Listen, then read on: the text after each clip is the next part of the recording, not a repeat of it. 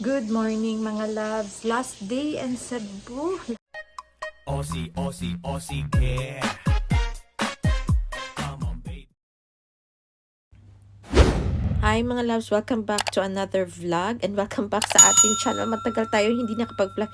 So, eto pala nakita nyo may lechon dyan sa harap kasi eto yon sa SM Cebu na umorder tayo ng lechon for breakfast and then nagliwaliw kami dyan, naghanap ng mga pasalubong. So, medyo matagal si ate nagbigay ng slice. I think this is around 600 to 700 pesos.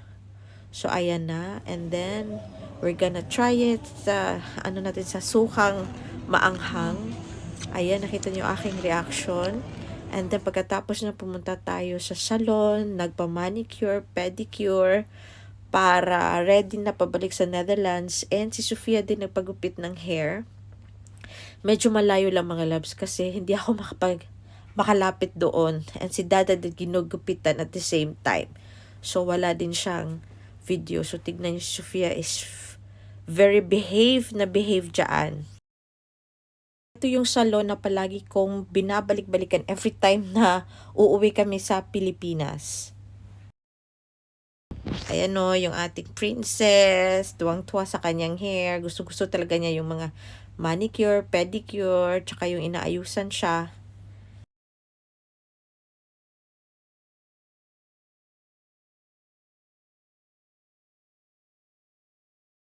After nating magpaganda, eto naman si Sofia, bibilhan natin ng kanyang mga gamit sa school kasi back to school nasa Netherlands pagbalik namin. So, bumili siya ng Hello Kitty bag, Hello Kitty water bottle, Hello Kitty lunchbox, para isang set na.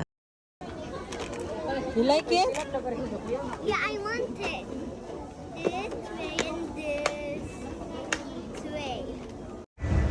Wow! What is that? You know how to drive? It's up na.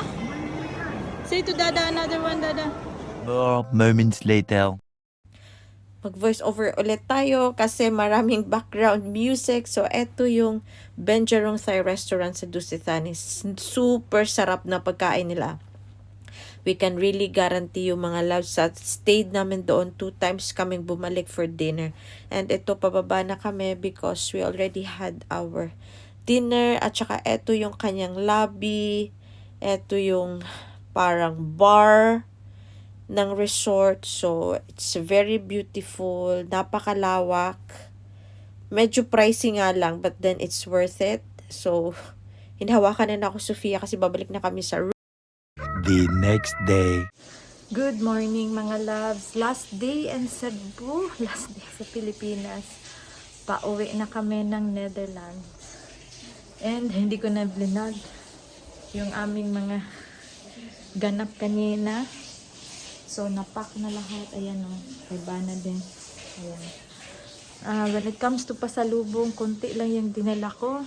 Kasi, hindi na magkasya sa aming luggage. 25 kilos lang pala yung pabalik namin. So, pagpapunta, it was 30. And then, pabalik is 25 kilos. Pero, dalawa lang kasi yung suitcase namin. Hindi na namin binilang si Sofia. And, natutulog pa pala yung aming baby. So, it's almost 9 o'clock. Hindi pa kami nagbe-breakfast. Pero, kumain na ako ng tinapay, as always. And, iinom tayo ng gamot ngayon. Namalansya na pala ako. Merong plancha dito. Actually, kompleto naman. Minsan lang nakakalimutan ng housekeeping yung tuwalya. Kulang ng isa. Kasi 3 kami. Tapos yung mga tasa sa minibar. Tapos yung yung minibar nila, hindi nila na-refill ng gatas, kung ano ba yung mga ginamit, kung may tiba na ginamit, wala. Parang bibingi ako. Ayun. So, naligo pala ako today. So, keratin Brazilian ribbon. Ganon. Tapos, ganon na siya after 4 days.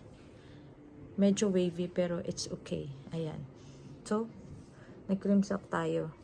Ayan lang siya. So, merong maiiwan sa fridge. Meron ako ng kasama cake, hindi ko nakain. merong naiwang. Ano ba ba? Yung nilupak na saging iniwan ko. Ano pa ba? It's banana na sa shower pala. Ako kanina basta. So, inaantay ko lang si Sofia and we're ready to go. Check out namin is 12 noon.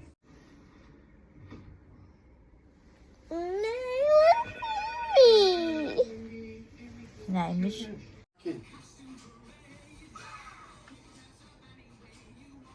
Someone is not going home.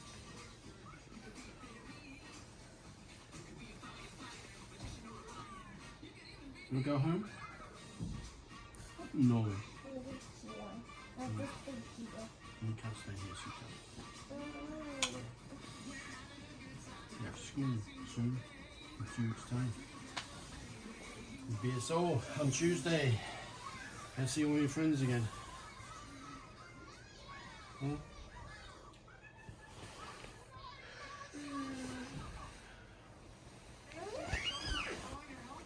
Come on. We are leaving mga loves. Punta na kami sa baba kasi mag-check out na. It's almost 11, 10:50.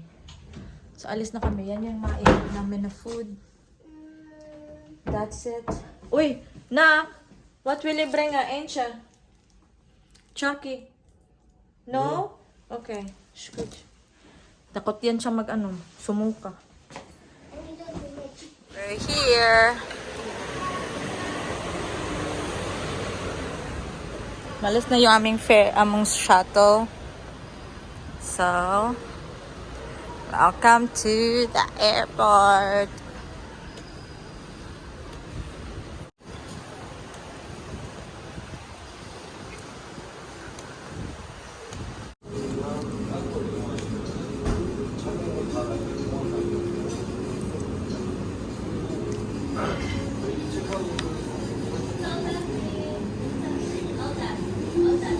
It's good.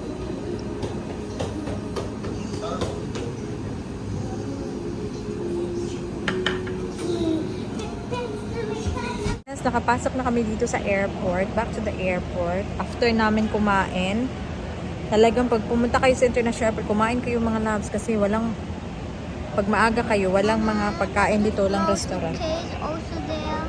Yeah, later na, you can bring to Dada and try it. And then, bumili din ako ng konting, ano ba yun? Yung parang butterscotch na bars. Mahal na dito, 230 pesos per piece, per pack. So, at least okay na lang. And then, nandun silang Dada nag-check ng kilos again. Kung how many kilos siya.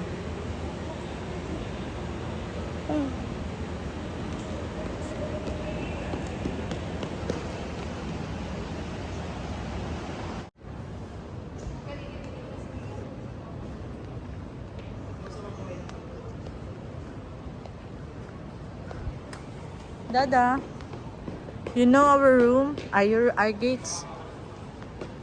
Off. So, yung aming breakfast and lunch, walay klaro. Kasi nga, walang restaurant doon sa departure, sa international. So, ngayon, kakain na naman ako ng lechon. Buti na lang may isang lechon dito. Pero si Dada, umorder bibili ng Burger King. So, malapit na kami. Ito yung gates namin. 14:15. And, uupo lang kami dito. You watch my body. Watch your belly. Waiting for our boarding. Mga 6:25 pa. Si Dad at Sofia nagpamamasahe doon sa kabila. Dito lang kami mga loves. Grabe ang itim ko talaga. Pero mawawala din to. Mga ilang buwan. Babalik din yung parang maputing kulay natin. Pero ngayon sobrang brown na brown. Tinanong pala ko kanina mga loves kung security question. Buntis ka po ba? Yung yung tumulong kanina sa sa Qatar. Buntis ba daw ako? Sabi ko, oo. Tinanong ilang weeks. Parang nasa 13 weeks nata ako. 13, 14 weeks. Tignan natin by Monday kung yung sasabihin ng midwife. Tapos, after that one, darating kami Sunday ng hapon. So, magta-travel pa kami mga 5 p.m. Or 5 to 6 p.m. Nasa bahay na kami yan. which is okay. Ang pangit ng lechon dito, para bang mga ano na siya, yung parang luma na lechon, tapos ininit lang, tapos yung balat talagang chewy na yung balat. So normally it's not advisable. Mas maganda pa yung mga karinderya, kasi yung mga karinderya mainit, tsaka bago yung mga ulam nila. Pero dito sa airport parang ang ano na, yung bang luma na.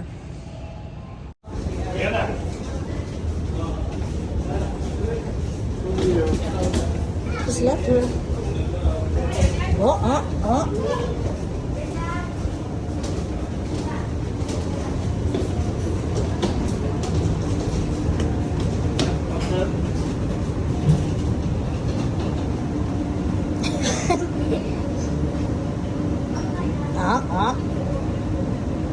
We are here now inside the plane. As always, Sophia in the middle.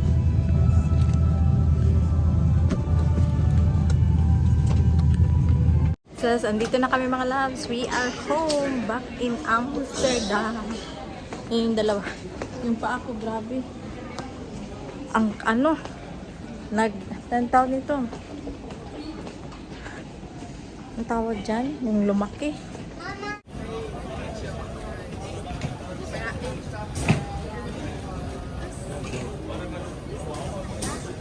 More moments later. Loves, we are back in Netherlands. It's 3:30, hindi pa ako nag-vlog agad. Nagising ako, tapos nagutom kasi normally ito ngayon, last 9 na sa Pilipinas, di ba? So gising na yung mga tao. So hindi naman kape, nag-chocolate ako pero madaming tubig. And then inaano ko yung mga dala namin. Wala masyadong mga pasalubong kasi nga puno na kami. Tapos isa din sa isip ko na baka ma-random check tayo ba, na sayang lang yung mga bibili natin. So konti lang talaga yung aking binili, yung parang good for sa amin lang talaga. And ano, naglaban na kami kahapon. Si Sofia dada tulog pa, mamaya pangigising. Grabe, ang gulo ng bahay. And then, kumain ako ng tinapay, yung binili namin kahapon. Uy, na-slide kami dalawa ni Sofia sa hagdanan kahapon. Buti lang ako nakahawak. Kasi una na-slide si Sofia. Then pangalawa ako. May buti nakahawak ako mga loves. Wala namang nangyari. So, check ko lang yung aking mga dala. Yung mansanilya ko, hindi siya basag, pero nagganon siya, oh. 2 piraso. Pero okay lang yan. So, ligpitin. Yung mga dala namin, yung favorite ni Sofia. Ito kay Sofia. Ito kay Dada. Para meron silang makain. Sa akin naman konti lang, sinigang mix, mansanilya, mga gamot. Yun lang talaga ang sinigurado ko. Wala masyadong madaming mga madaming dinala.